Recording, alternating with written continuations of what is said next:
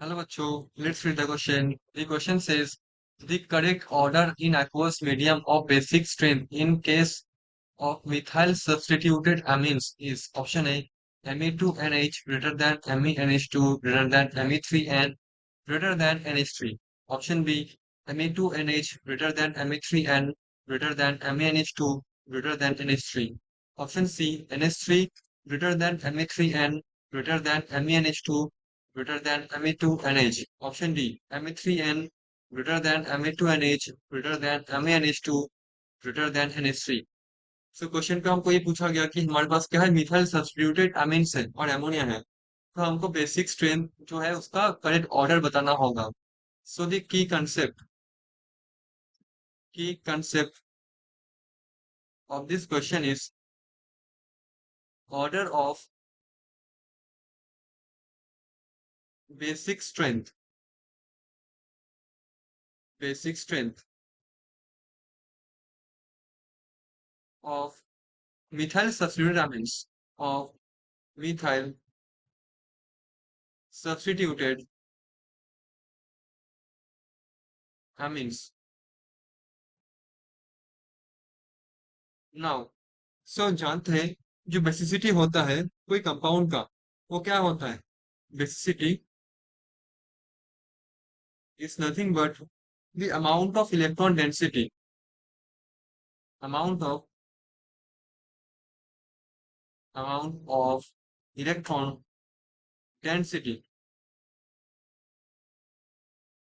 um, present on it present on an atom of the molecule or present on it or the capability to donate its electron. तो जिसके ऊपर ज्यादा electron density रहेगा वो उतना easily donate कर पाएगा तो स्पेसिसिटी उसका ज्यादा होगा नाउ बहुत सारे फैक्टर्स के ऊपर डिपेंड करता है हमारा बेसिसिटी जैसे कि size of the compound number one size of the compound right I can say like this the electron density of the compound right electron density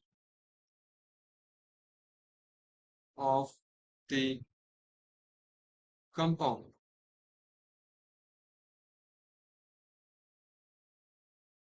uh, the delocalization possible in the compound and the electronegativity of the atom बहुत सारे factors और जो main important factors है वो है inductive effect for aliphatic एमिन्स inductive effects और effect so हमारे पास क्या है हमारे पास है मिथाइल सब्स्टिट्यूटेड एमिन्स फॉर एग्जांपल हमारे पास है RNH2 जहाँ पे R में be any alkyl group for example I'm writing like in the general way any alkyl और हाइड्रोजन में भी जब एक प्रोटॉन को ले लेगा H प्लस को कैप्चर करेगा तो ये बनेगा RNH3 प्लस नाउ ये जो स्पीसीज बना ये जो इंटरमीडिएट बना ये जितना स्टेबल होगा तो क्या होगा हमारा RNH2 का बेसिसिटी उतना हाई होगा हाई बेसिसिटी राइट नाउ अब ये इंटर जो हमारे पास बना इंटरमीडिएट स्टेबल कब होगा देखो नाइट्रोजन के ऊपर प्लस चार्ज हुआ है तो नाइट्रोजन क्या है इलेक्ट्रॉन डेफिशिएंट है तो अगर ये आर सिग्मा बॉन्ड के थ्रू इलेक्ट्रॉन को डोनेट कर पाए फॉर एलिफेटिक अमीन तो क्या होगा ये स्पीसीज स्टेबल होगा तो आर जितना डोनेटिंग होगा जितना इलेक्ट्रॉन इलेक्ट्रॉन को इजीली डोनेट कर पाएगा उतना क्या होगा आर टू का विसिसिटी उतना ज्यादा होगा नाउ हमारे पास क्या है मिथाइल सब्स्टिट्यूटेड अमीन्स जैसे कि Me2NH for example this one N Me और क्या है MENH2 NH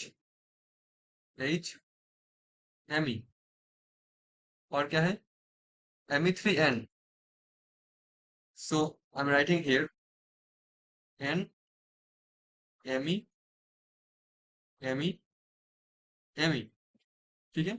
लास्ट वन हमारे पास है अमोनियम, NH3, NH3। तो अब खुद सोचो, अगर हमारा क्या, किस कंपाउंड एक प्रोटॉन को ले लिया, मतलब H को ले लिया, तो ये बनेगा। अगर ये एक प्रोटॉन को ले लिया तो ये बनेगा। अगर ये एक प्रोटॉन को ले लिया तो क्या बनेगा, दिस बनेगा, ये कंपाउंड, ये इंटरमीडिएट, ये बनेगा। राइट।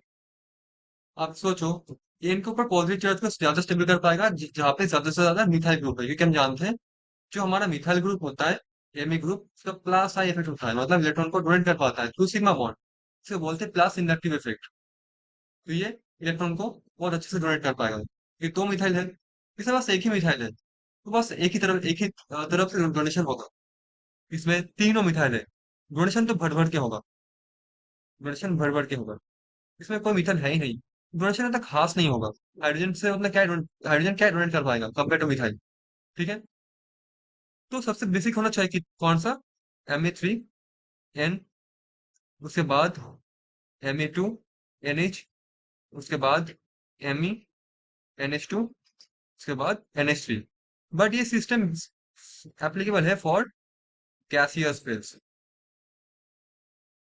बट क्वेश्चन ने पूछा एक्वस फेज में क्या होगा। हम जानते हैं बहुत अच्छे से एक्वस फेज में क्या होता है। नंबर वन, इसमें होगा hydrogen bonding. Number two, solvation effect, solvation effect. Number three, steric effect. और इंडक्टिव इफेक्ट तो है ही, प्लासा इफेक्ट तो है ही। तो अब सोचो यहाँ पे कि एक्वा सॉल्यूशन पे कुछ अदर फैक्टर्स ये सब जो है, ये सब हिंड्रेंस क्रिएट कर रहा है। एंड हम जानते हैं ये जो एन, एम ई यहाँ पे क्या है, एच है, ये पे पॉजिटिव चार्ज, ठीक है।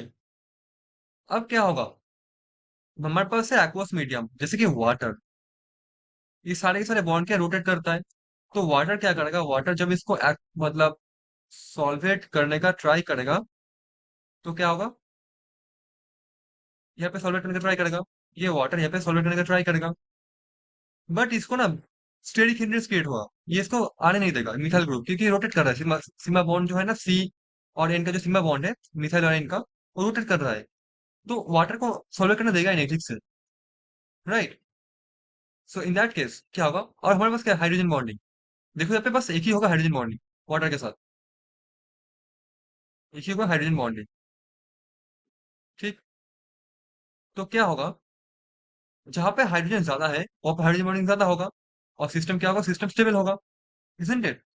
तो अगर देखा जाए कि हमारा सॉल्वेशन इफेक्ट, हाइड्रोजन बॉन्डिंग सब मिला के, स्टेरिक हिंड्रेंस सब मिला के, तो जो नेक्स्ट इफेक्ट होता है वो क्या होता है, स्टेरिक हिंड्रेंस की वजह से मेनली हमारे पास जो Ma3N होता है, ये घटिया बेस होता है, बहुत ही खराब बेस होता है, ठीक है। और सबसे अच्छा बेस होता है Me2NH। मिडिल पे आता है, मतलब नेक्स्ट आता है हमारा MeNH2। सबसे खराब होता है अमोनिया। ये सारे के सारे इफेक्ट को कंपेयर करके मैं बताया, यही होगा अल्टीमेट इफेक्ट। स्टेरिक हिंड्रेंस की वजह से सबसे मतलब बहुत खराब होगा M3N, जो ट्राई मिथाइल अमीन है, जो गैसियस फेज में जीत जाता है और एक्वस फेज में हार जाएगा, ठीक है।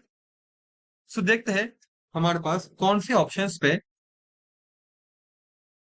ये है।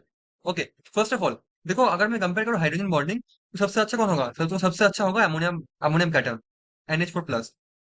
तो सारे के सारे इफेक्ट को कंसिडर करना है। स्पेशल इफेक्ट है steric hindrance. Steric hindrance is the most dominating effect in this case aqueous medium पे। ये सब कुछ सॉल्वेंट केज केज के अंदर होता है। सो एनीवे, सबसे अच्छा कौन है, Ma2NH, उसके बाद MnH2। That means option number A जो है वो हो जाएगा इस क्वेश्चन का answer. Hope you understood it well. Thank you so much.